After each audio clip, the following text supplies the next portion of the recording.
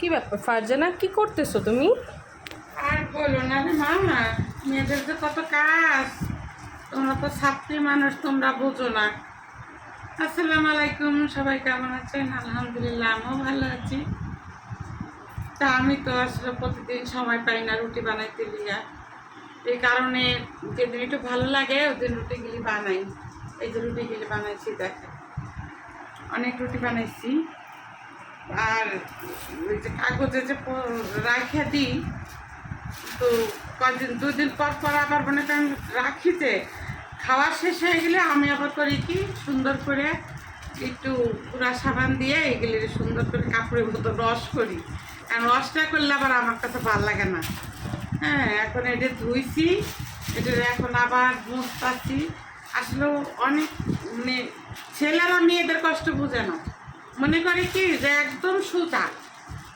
হ্যাঁ, বলে দেয় যে ভাত খামু না রুটি খামু, মনে হয় যে রুটি বানাইতে মনে হয় কোনো কষ্টই হয় না। আসলে যে রুটি বানাইতে যে কত কষ্ট, এটা একান্ত যে বানায় সেই শুধু বুঝে। এই যে মনে করেন এইখানে না এলো 15টা রুটি বানাইছি।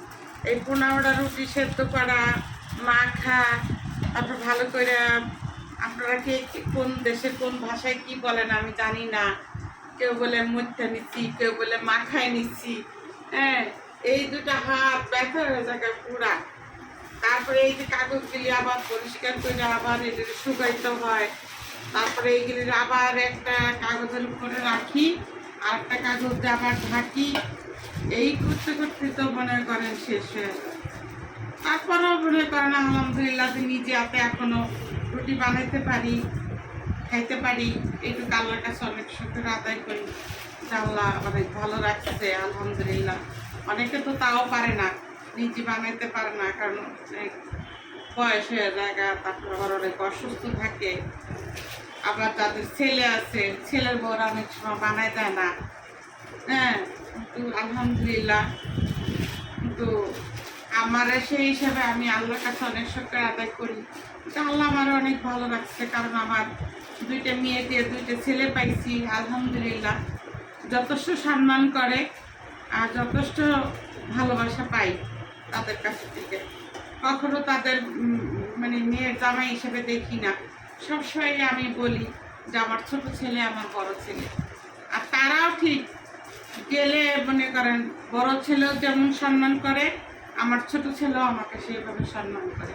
কারণ তাদের ওইভাবে ভালোবাসা গড়ে নিতে হয়, এক পক্ষ তো আর ভালোবাসা হয় না। তো যাই হোক, ভিডিওটা বেশি বড় করবো না। এই কারা কারা আমার মতন এইভাবে কষ্ট করে রুটি বানায় রাখে অবশ্যই কমেন্ট বক্সে জানাবেন। হ্যাঁ, তো সবাই ভালো থাকেন, সুস্থ থাকেন। আল্লাহ হাফেজ। দাঁড়াও, এই যাবার রুটিটা